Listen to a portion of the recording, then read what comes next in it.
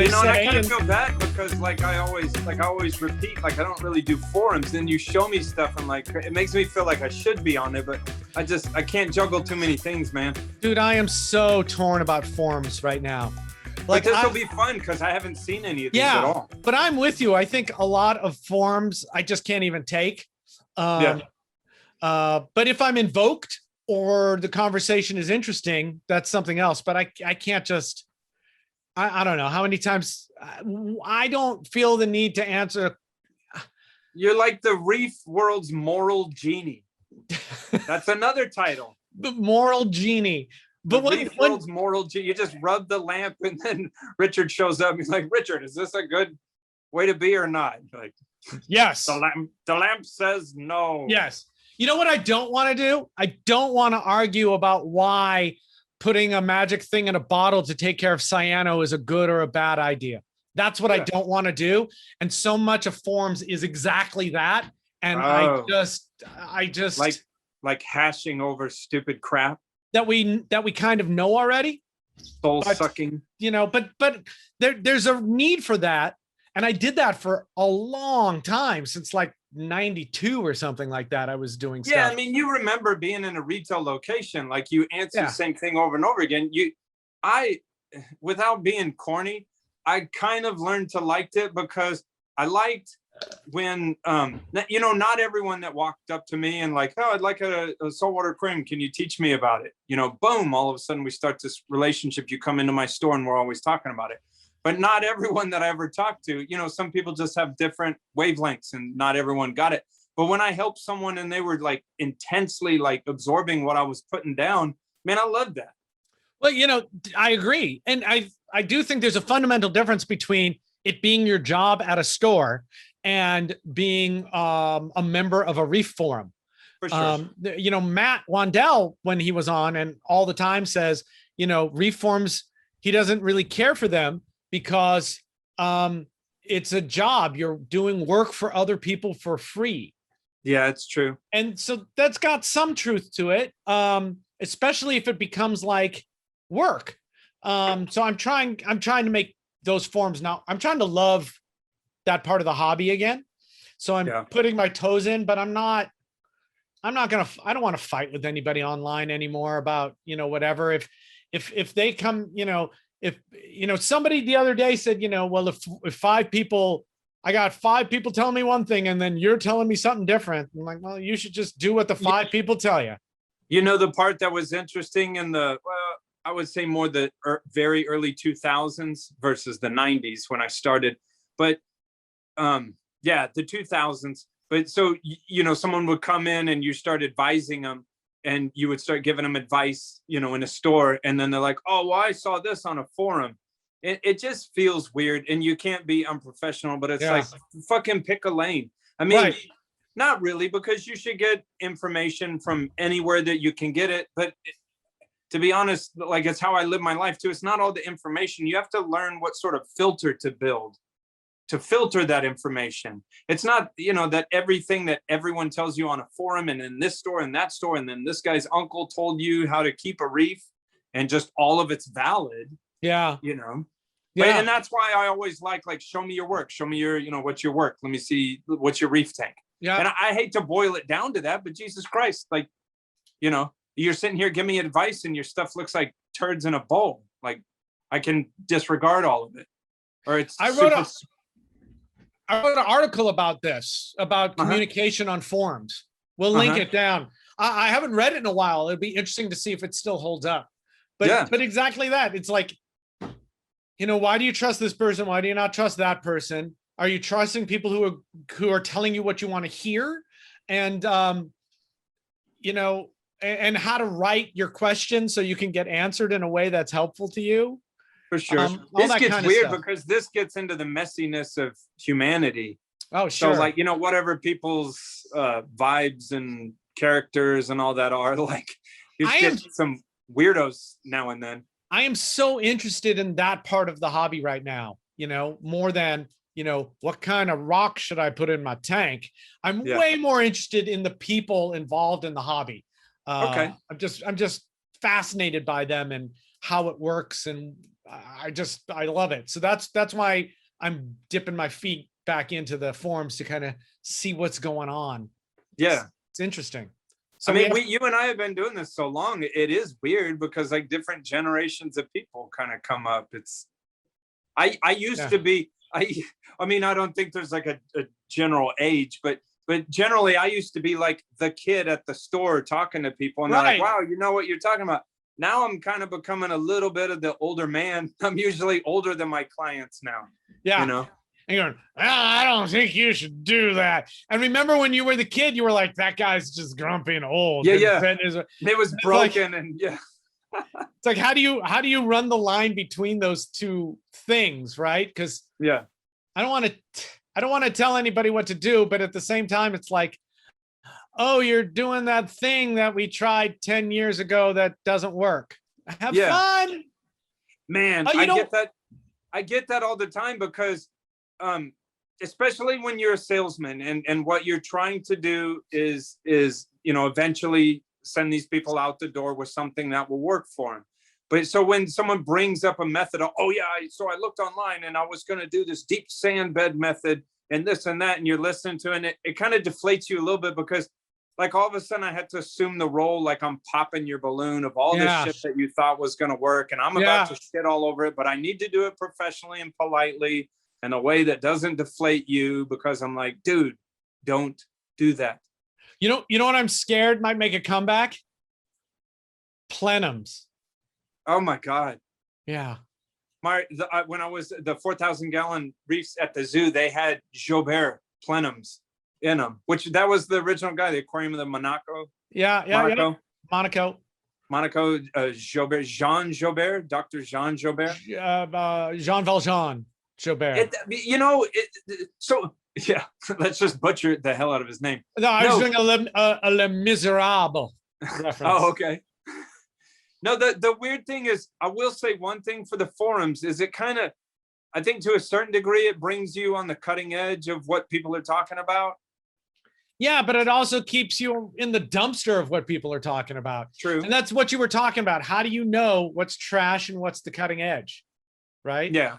It's like just then that you said plenums might be making a comeback. That's something I have not heard. Yeah. Well, some people are talking about plenums again online, and I'm kind of going, Jesus, why? We know that plenums are, they just kind of are there. Yeah, but do you remember? It's just one of those things where, like, if you do it just right, it can do it for a little bit, and then you did something not just right, and it runs off the rails. Like, right. Why would we do that again? Well, the plenum doesn't add anything. And it's trying to do something the hard way. You've just got a void space under there because it was supposed to be an anoxic or anaerobic layer. But I mean, supposedly our live rock does that. It just happens in the sand anyway. Yeah. So they're just really, when I started getting into this in '95, I remember because I was just sucking up all the literature around me. And at that time was an end of an era, was the Albert Thiel era. The Albert Thiel era was coming to an end.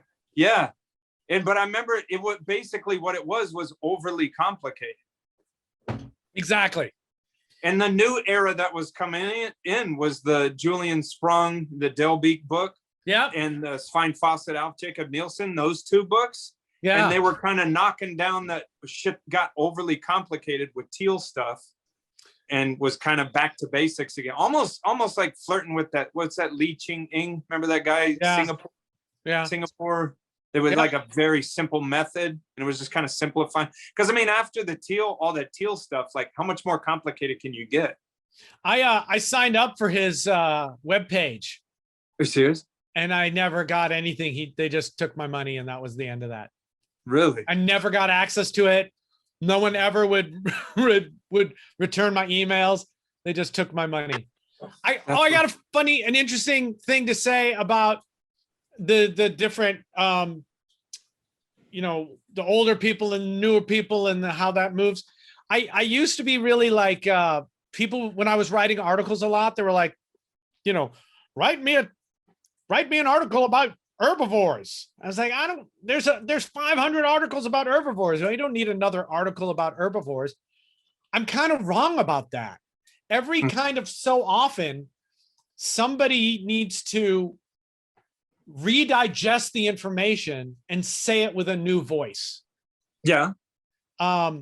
Maybe the So, way you say it can be assimilated, but maybe you say it better.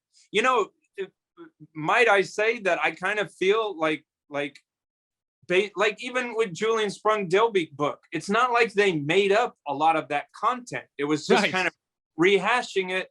What's that saying that we stand on the shoulders of giants? Yeah. So like what you and I are talking about on this podcast, we didn't pull it out of the ether. We just regurgitating some things we've learned over 20, 30 years. Yeah, but it's not just regurgitating, I think. It's different.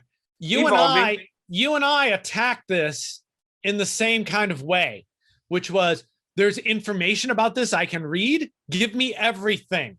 Yeah. And just like everything all the time. So it's up in here. And then marinate that in experience, and then you poop out something useful. It's funny though, what you said earlier, and I want to hit on that, what you said earlier about kind of rehashing info. That has been my whole career when paper magazines were like, it would be an article like, explain biological filtration. I was already 15-year veteran at that point. I would read it because also too, info was changing too. Right. And just so my thought process since I devoted my life to this was always been, I'm a professional. This is kind of like continuing study, beat the shit into your brain. And with the martial arts thing, the 10,000 or the Japanese thing, 10,000 repetitions. Yeah. Repetitions, you know? Yeah. Remember then when I go to the sales floor and someone's like, what's biological filtration? Bam. And then the people are like, holy shit, let's buy something from this guy who knows what he's talking about. Yeah. Remember those like aquarium pharmaceutical handouts they made? Do you remember those? Yeah. I remember. C-scope? Do you remember C-scope? Yeah. But these were just like biological filtration explained, right? Oh, yeah. And I remember reading those and going, great, now I understand that. And then being able to tell customers that, and customers going, how do you know all that? I was like, it's in this fucking pamphlet that you've had for a year that you never read. Just read we gave this to you a year ago when you set up the tank. Just read it. And then I did that once, and then I was just like, oh, because I'm a genius. Yeah. I'm the moral center of this hobby in 20 years. If you do this for a living, I mean, it's a high bar, but I mean, look at doctors and stuff like that. Engineers, they have to do this too. If you do this for a living, you got to bone up all the time to keep your shit current and as sharp as possible. That's one complaint that I had working in so many different stores is you'd get that coworker that again, we were making jokes about some dude that also devoted his life to this, but didn't quite have the passion, but he's still here because he doesn't know what else to do. There's some like broken dude that sleeps on his parents' couch. Yeah, I've worked with tons of people like that. But you know, he's parroting. Worked with. Yeah. With. But dude, you're derailing my train. My train is so fragile. I derailed your train. It's easy. It's very easy. Don't get. You were talking about dudes who sleep on a couch. That's what you were talking about. Really? That's another title for the I think it was that you couldn't trust them. Oh, no. I'm just saying you walk into a store and you're like, oh, I'm going to talk to an expert. And you talk to this dude that's parroting something from 30 years ago that's completely wrong. Meanwhile, someone like me was usually trying to devour any and every kind of information and then filtering it. That's old information. Oh, is that new? Can I verify that? What's up with that? Ask other people, he said it's, it's not nitrosomonas and nitrobacter. It's nitrospira. Is that the new thing? Trying to bone up and stay current, stay sharp, all that. It's very cool stuff. Yeah. So that's what you got to do. If you're obsessed and passionate about it. And I think, we've talked about this a bunch, the idea of having an evolving philosophy of your methodology. Yeah. And that's why I'm still experimenting with like lanthanum and phosphate and stuff. It's like, I want to know that my methodology is actually useful. It's really dumb because I could screw my whole systems completely, but it's like, I want to know. the hobby's all about me, right? And for you, it's all about you. And I want to know if I'm right or wrong. Well, or if it makes but no also difference. things evolve. So I was an early adopter of refugiums. This was the very early 2000s. So this was Lang Sai's ecosystem, where when he first came out of that, and it wasn't even Chitomorpha yet, Cheetomorpha, however you want to say it. It was Caulerpa, like Racemosa, preferably Prolifera. The bladed one was a little better. Racemosa, it's prolific. It's prolific. Well, also Racemosa would go like sexual and collapse. And dump all the nutrients, where Prolifera didn't do that. Just like me. In the beginning with Lang Sai's method, the ecosystem with the miracle mud and all that. And then it was, I can say this very much, hindsight's 2020, because during those times they're like, get rid of your skimmer. You don't need a skimmer anymore. But what's funny is you fast forward, I don't know, 5-6 years, ecosystem was still at it, but they were starting to introduce little skimmers, because I was like, you know. But you know what? But say whatever you want about that guy, because he owes me $1,200 for 2 articles I wrote and he published and never paid. Are you serious? Yeah. So say whatever you want. You owe me $1,200. Those articles were awesome. Remember Reef Life magazine? Yeah. That was awesome for a year until they killed it. I don't know. Until they killed it by owing someone $1,200. Yeah, that's what killed them. No, but anyway. So what I was getting at is, like, I moved away from refugiums, and I'll be 100% honest with you. I'm just not a big refugium fan, but I have been watching, like, I watch this bulk reef supply videos a lot. I have in the past. And I let me extend a hand to bulk reef supply and say thank you. They are part of my little puzzle where, I keep evolving. They put out very good videos.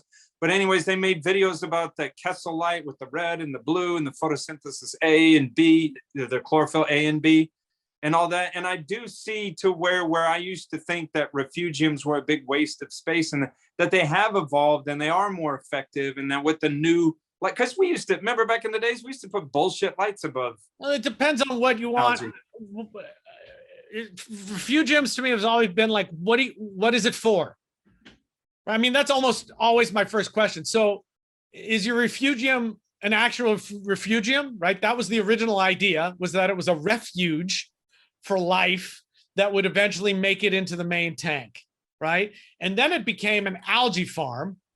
Yeah. So to me, it ended almost like a settling chamber where they get filled with detritus. But, again, the thing evolves. Maybe we were kind of doing it wrong. So it's even better. There's no wrong. It's just, what's the concept? So if you want a place where little critters have a place to breed and expand, so they end up in your main tank, you don't need a refugium tank to do that. There are other ways you could do that. Is your overflow a refugium? Is your sump a refugium? Do you have piles of rock that your fish can't get into? That's a pretty good refuge too. Yeah, for sure. Do you want to grow algae to help export nutrients, if that really works, and on what scale? Then you set it up for that. So it's the idea of, you need a refugium is the wrong thing to say. What are you trying to accomplish?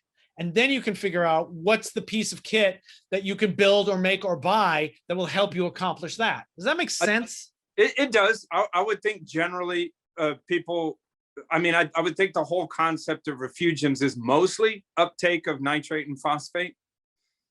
But then you don't, then you got to sit and try to quantify if it's doing that or not. Yeah. And we shouldn't call that a refugium, because that's not what a refugium is. That's an algae filter. Dude, so, let me impress reefers that are even older than me. Oh, when I started, show them how you can walk without a walker. Yeah, with my penis. I had what line? I had to cross the line. No, when I started working at the zoo, they had all these old ass books, and I have a bunch of old ass books as well. But I realized, I believe that the first person, I don't know if he coined the name refugium, but the first mentions in a book of that was Dr. Stephen Spott. Spott. Spotte. But yeah, he had a book from 1978 where he was detailing lights with algae, near your frame. But the way he had it back then, which makes more sense for capturing pods, is it would be above the tank and it would gravity spill. Yeah, I remember that instead book. of going through a pump. I remember that book. That was the first one I did because that would be easier for the little life to get through unmolested. Yeah. Totally and Tim made sense. Morrison said to break on through to the other side. He did. And then he died. Hey, you know what we're not doing? He grew up in Alameda. There's a bench at a park by my really? house, the Jim Morrison bench. Oh, yeah. Oh, him. I thought you were talking about Steven Spot. No, he was not in the Doors. He Where was a did he Reef grow up? guy. He never grew up. He didn't get laid that much. He appeared fully formed from the head of Zeus. Really? And then Kronos tried to eat him? Kronos tried to eat everyone. Kronos was kind of a jerk. Yeah, for sure. Total dick.